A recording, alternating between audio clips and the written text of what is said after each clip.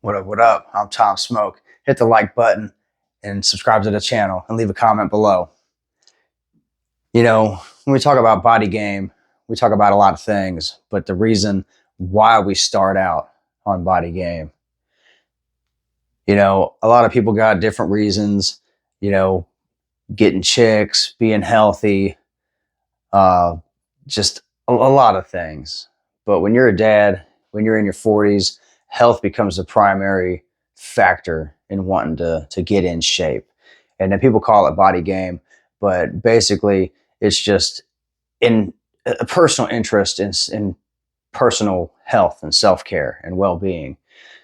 It's not really about vanity. Mostly it's about aesthetics for sure, because we don't really need big, bulky muscles. It's more about functionality and being able to live a longer life, walking around, having hip mobility, having shoulder mobility, having a good, strong back, all that stuff. And it builds on a foundation of nutrition, physical fitness, personal habits, and personal beliefs, because our physical appearance is an outward manifestation of what we believe and how we treat ourselves. So if we have very low standards, if we don't have goals, if we have very low self-respect or have no love for ourselves, we are going to visibly show that. It's going to be on display for everybody. And that's really what I wanted to talk about. What is your rock bottom? Being fat is like being addicted to drugs, but it's not treated the same. It's not treated like a mental health disorder or a health care, type of thing. It's really common to be overweight, and people have a hard time stopping that behavior. They have a hard time breaking the addiction to food. But what's your rock bottom? Is it a number on the scale? Is it a feeling in your body? Is it a limitation on what you can do? Is it interfering with your physical activities or the things you want to do? So, for instance, when I hit my first rock bottom, I was eating a lot of fast food. I was looking quite overweight. I think I had hit just over 200 pounds about 15 years ago. And, I could just look at myself in the mirror and it was just like, Jesus Christ, buddy, what'd you do? So I pumped the brakes on the fast food. I was still drinking beers and stuff, but really it was the fast food that was doing it to me. So I dialed that back in, lost about 40 pounds, sat at around 160, and then, fell back into the old habits, driving around, eating fast food, getting something quick on the way to work in the morning, getting something while I'm out in the afternoon. Fast food's everywhere. It's easy to just pop in and grab a bite, and then you eat it while you're sitting on your ass. I've been there. So then fast forward, many years later, now I'm a dad. Now I'm back over 200 pounds. I'm getting winded tying my shoes. I'm having back pain every day. I can't play with my kids. I can't pick up my daughter. I'm starting to be ashamed of myself.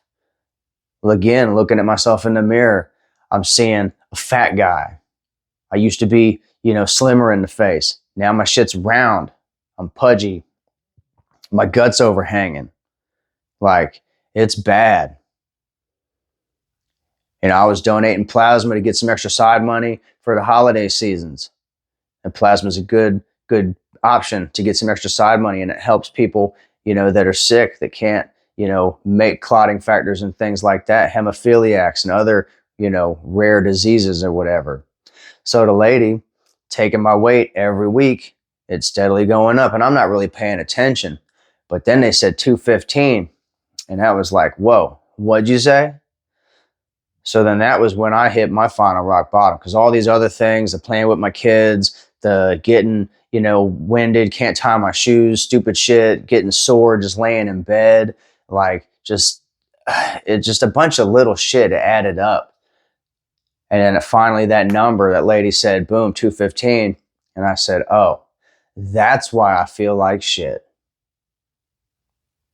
And then I started to reflect on what I was doing, to drinking alcohol, to eating fast food, eating the refrigerated, fast microwave stuff, drinking chocolate milk, drinking eggnog, drinking sweet tea, eating ice cream, eating cakes and donuts, all that shit. I was having too much fun. And I decided to make a choice because that was it. That was my last rock bottom. And I made a promise to myself and I made a commitment to myself that I was going to be there for my kids. That if all I had to do was a little bit of hard work to train my body to get stronger so that I've got a good heart, I've got good lungs, I can walk around, I can run around, I can go on a hike, I'll be there for my grandkids, then I got to do the work. I got to quit doing the stupid shit. I got to quit being a fat, lazy piece of shit. I got to get off my ass. I got to start working. I got to start doing, because I'm showing my kids that I'm a fat, lazy piece of shit. And I'll be damned if my kids think I'm a fat, lazy piece of shit. I'm going to prove to them, I'm going to prove to myself, I'm going to prove to the world that I'm a real strong man and I can do what I got to do to take care of my family. And that rock bottom was a wake-up call. All those little things that I really was overlooking were adding to the totality of what I was dealing with.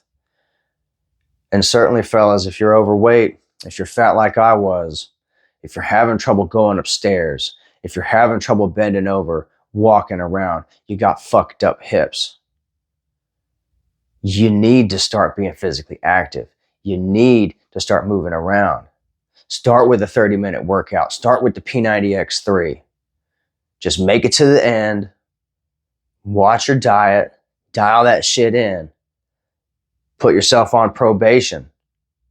Put yourself on detention. No candy. No cakes. No donuts. Fuck it, man up. No alcohol. Real men don't need to drink to have a good time. Think about that money you'll be saving, fellas. You're going out with your friends, partying. You could be the designated driver, taking everybody home, getting free drinks from the bartender. And hell, you might even pick up some chicks being a designated driver, fellas. Think about that. That's a hidden talent from self-control. You go into the bar and you're single. Some of them girls want to get a ride home. And if you're on Body Game and you look good, guess who's going to be the ride? You know what I'm saying? So what's your rock bottom, fellas? Are you going to get this message before you hit it? Are you going to see the light? Are you going to stop yourself before you hit it? I don't know, but take it from me, somebody who has hit rock bottom. When you're fat, when you're getting discouraged, when you're feeling defeated, remember, you can take control. You can control what you're eating. You can control what you're drinking. And you can damn sure control what you do with these two hands. So man up, get on Body Game, start taking care of yourself, respect yourself, love yourself. Because it starts with you, fellas. If you don't care about yourself, nobody's going to care about you. So be a strong man. Show your kids what a man really is. Make yourself proud. And make your family proud of you. Hell, I'm proud of you. You found this video. You're trying to get on Body Game. And if you're already on Body Game, congratulations. Keep up the good work. Keep up the hard work. Because you're putting in the hard work to get out the good results. You want to be healthy and fit when you're old. You want to be able to play basketball when you're 50. You don't want to need to take a testosterone pill or some shot, Ozempic or whatever. You buckle down, have some goddamn self-control, and do the thing. Get lean, get on Body Game. Check out my other videos, like this video, subscribe to the channel, and follow me on TikTok. Leave a comment below. I'm Tom Smoke, and I'm getting shredded this year, baby. I got ripped last year doing 30-minute workouts, and now I'm doing an hour P90X. Hell yeah. I'll see you later.